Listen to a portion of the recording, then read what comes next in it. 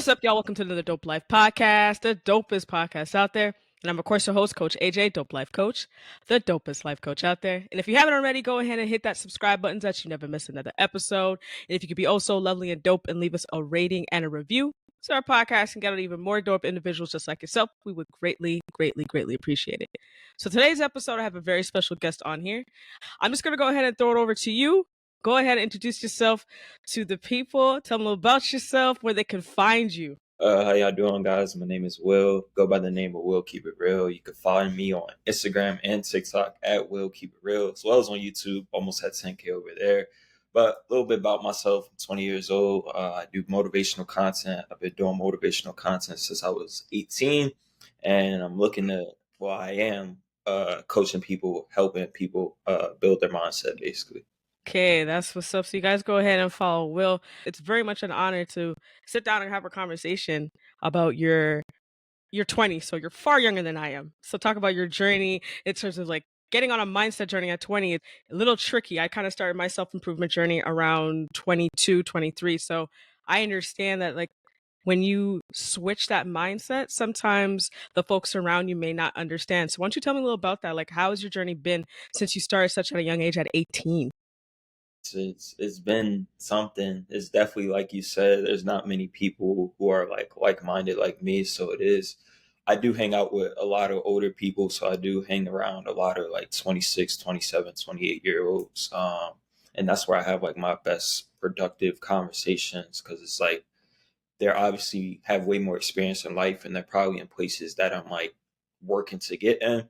So they're kind Right. of like my guideline, the people I look up to, have conversations with, and kind of help me even grow even better than I possibly could. But like you said, it's a bit harder finding people around my age with the same mindset. But when I do find those type of people, I make sure to keep them close and keep in contact with them very often, because they're hard people to come across, and the Yeah. conversation is vastly different from if you're just like a normal college student to if you're a person more like me. It's heavy into the self-improvement field. So Yeah. But at 18, what sparked the entire journey in the first place? Because at uh, 18, most people are not really typically thinking about improving themselves at such a young age. So what sparked you to start your own journey? yeah, so I went through a bit of a rough patch, specifically with a girl where she kind of left my life. So I always tell people I just ended up losing myself at the loss of somebody else. And so as a result of that, I was kind of had like a rough 5 months at the beginning of 2022, where I was at, you could say, like a rock bottom point, just not really doing anything, not working towards any goals, having lost track of my vision, kind of just like living, but not really living. It's kind of like waking up every day, not really doing anything, not thinking about any forward progress, and kind of being in a really depressed state and bad mental state. And so one day I just said, like, something has to change, and I can't allow somebody else's actions to basically have this much power over me, to have me like at this rock bottom point and pretty much stay at this rock bottom point. It's pretty much in like Right. a full downward spiral cycle of just like constantly asking the question why of certain things that have happened. And so I said, I gotta take control of my own life. And that's where I kind of started getting into journaling, getting into reading. I had just a thought of basically taking everything I was going through, the thoughts I was having, and I basically turned my whole journaling into my videos. So essentially what I journal, I just started recording. Um, and yeah, that's pretty much how I got started with content creation, just starting to try and go after new skills. So I wasn't so focused on the situation itself. Hmm. It's very interesting how like difficult situations could bring us even higher than we can think, right? Like the situation that you're possibly in at the time, you probably thought you were so down bad. Like this is probably not the greatest to be in at the time. But now looking back, you could say you needed to probably go through that.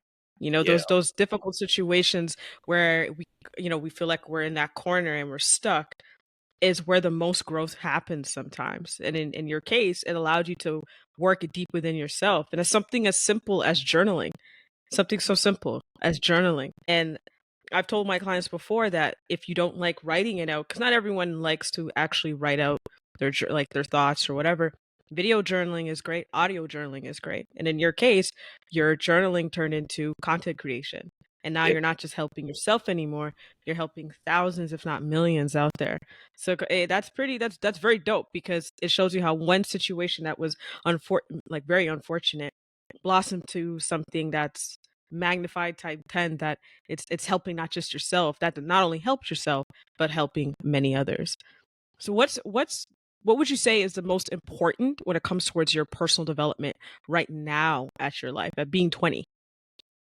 just taking things serious and not wasting time or waiting, or not even Mm, putting a limit on myself for what I believe I'm capable of achieving at this age. So a lot of people, like you say, you might look at a 20-year-old and say he's not capable of talking about motivational things. He hasn't had enough experience in life, and just all these different worldly beliefs. I don't mm, really know people my age, but people, I mean, you could look at me and tell I'm young.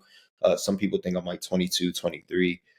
Some people think I'm older, but when I tell them I'm 20, they're just very surprised, because you would normally put a cap on what a 20-year-old is capable of talking about, yeah, uh, their experiences and things like that. So just not even allowing that worldly noise to come in and tell me what I'm capable of, because I've already beat a lot of odds and I know I'm already impacting so many people.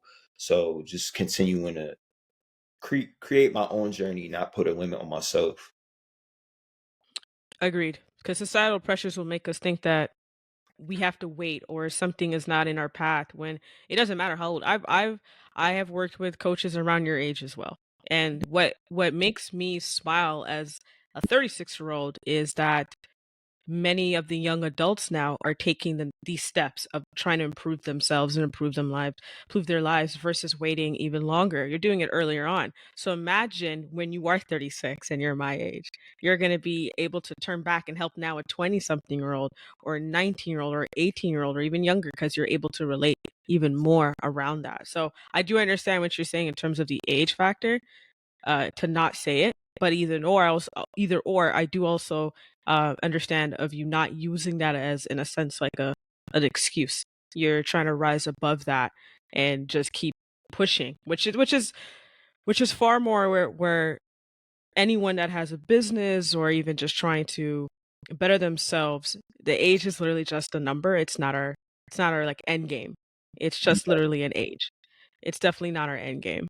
Yeah, exactly. As I get older, it's especially like working with women, we have the same societal pressure of if you're 30, you can't really do this, and that's just a load of crap that people have come up with. I've worked with clients who are in their 60s and not starting over, they're starting from experience. And to me, that is beautiful because you're not allowing just an age to determine where you want to go next or where you're aligned and destined to be or desired to be. To me, it doesn't make a difference how old you are. You can have a person who's just as enlightened as you, who's 9, and we're just sitting there in awe. Even though they're a young kid, we're sitting there in awe, like, okay, like kids onto something, and we've seen it. So not using your age to define your destination or where you want to go. That's a huge one there. How can individuals overcome like the self-doubt, because you just mentioned a good point, like not allowing certain things to cap you at where you want to go. So how would you want to help anyone that's listening, to overcome that self-doubt, thinking that they are not good enough to do something that they want to do? I always tell people how I handle self doubt is that I don't accept it as true, and I go out my way to try and prove myself wrong. So Mhm. I think a lot of people, when it comes to self doubt, is they just accept it as is and just like kind of become closed minded in it. They say, I can't do this, or I'm not capable of doing this.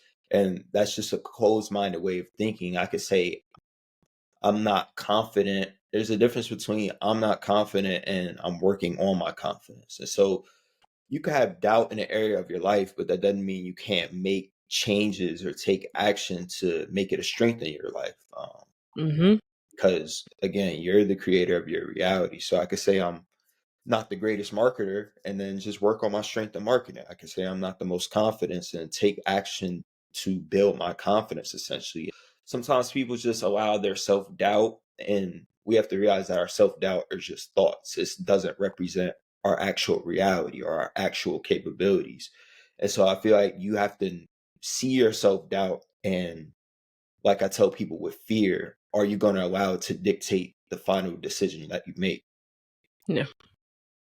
But Yeah, it's just so, sorry, go ahead. No, go ahead. No, go ahead.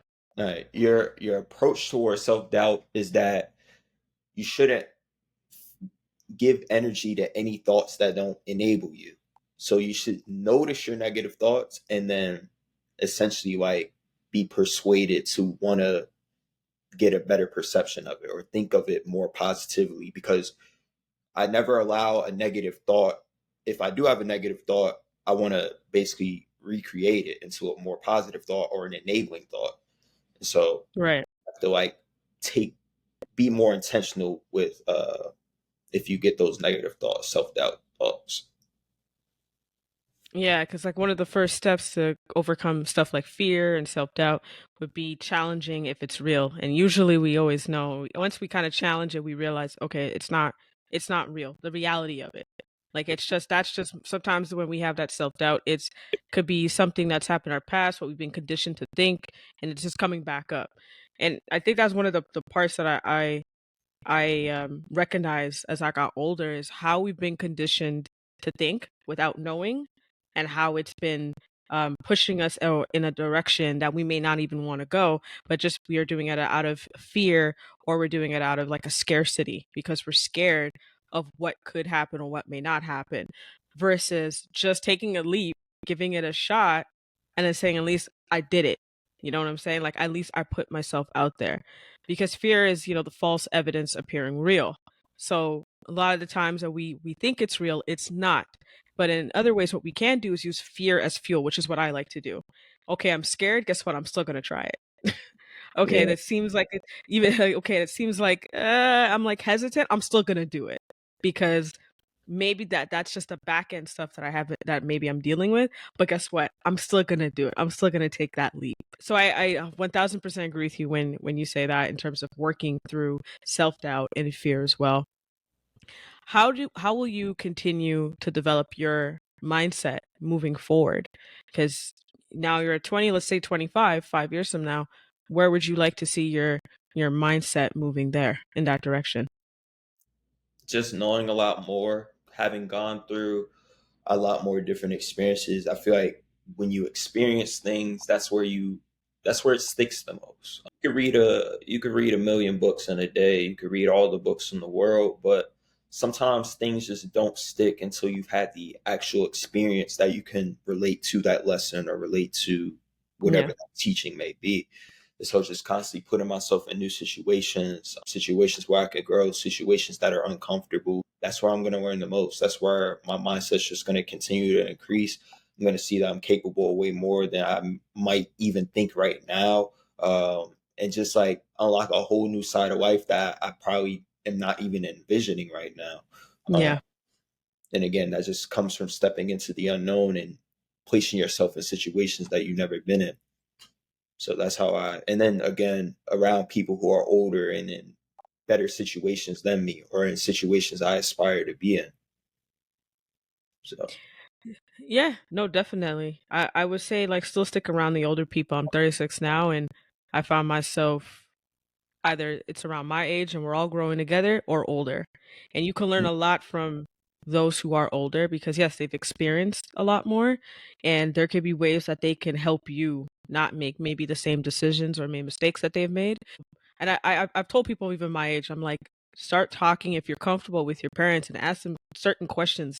We're adults now, so these are the great time. Ask your cousins, your aunts, uncles, like the elder people around you, your neighbors. I have a thing where if I'm at a park, I will ask random people questions, usually senior citizens, like, if you were my age now, what would you do differently?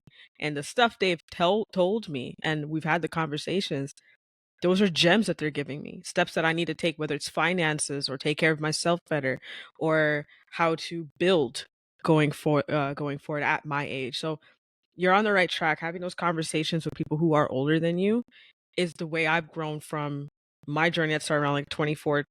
ish all the way up to 36. That literally all I did was talk to older people to figure out what steps can I take to just be more aligned and also more happy and more joyful and be more at peace, because that's where my, I guess you could say, path is. I just want to live an absolute life of peace and understanding that it's not something that it just comes to you. You just choose it. You choose it, you're intentional with it, and you just go after it. That's how I've been living for I don't know how many years now, but it's far more enjoyable to do it that way. Yeah, like life's gonna be lifing and people are gonna be peopling, things are gonna happen. Being more intentional with the things that you do, you'll find yourself more at ease bit by bit, and you work through those difficult moments far different than everybody else. You'll be working through them with a sense of, okay, I know this is a not a great situation, but let's just work through it. It's Mhm. there's just steps you take. You just take it differently. And I guess it just takes time. For you started from 18, you're just gonna keep elevating from now on. Just keep on that trajectory, keep on that path, keep working on yourself. And you're gonna look back and you're gonna say, you know what, I'm glad I did. You're taking different approach of your 20s. And many 30 and 40-year-olds would say, yeah, 20s are great. If we could probably do a little bit different, we probably would, right? Lastly, and I ask everyone this question, what makes Will feel the most dope? Leaving a positive impact on others, I would say. Mm, I really like seeing like taking lessons from mistakes I've made or taking just things I've learned and my mindset in general from my life experiences and just being able to help out others, even if it's just on a live stream, a 30 minute live stream, even if it's mhm. a 1 minute video, a 30-second video. It's like just seeing the impact something so short can have on people. I think that's what keeps me going, even in those moments where, because I upload, I've been doing content for 2 years now, and I've been uploading pretty much every single day for like a year and a half. So having done that as well as YouTube and then other side stuff and working and stuff Mhm. like that, like you can imagine it gets exhausting. You can imagine like at Yeah. some point you want to take a break, like, but just seeing comments, seeing DM messages, all those things remind me of my purpose and remind me of my why that keep me making videos. Even it might not be the greatest video, but I know, hey, even if it's just an okay video, someone just getting a reminder of something they already knew, Yeah. it could go a long way. Now you hit there that the why, your mission. And I tell everyone, like, everyone should have a mission statement to some degree, not just businesses and corporate offices. Everyone should have at least to get an idea of what their why is of what they're doing. And you're right, it does get exhausting. Making content is not, it's not for the weak. It's some days you don't want to do it, and some days you just having a person reach out to you, like you said, and just say, "Look, I've been going through a tough time, and your message did this for me." That to me is just like, okay, you know what? Me hustling to make that content is all the worth it. All worth it. So I just want to say thank you for hopping on the podcast. I truly, truly appreciate it. Thank And I hope we have many, many more conversations like this again because I truly enjoyed it. And if y'all go ahead and follow Will, I will have his info in the description. So you can go ahead and follow him. And don't forget to go ahead and screenshot this episode, pop it in IG or TikTok or Instagram, or not Instagram, YouTube, whatever you use. And as always, y'all, walk with peace, walk with love.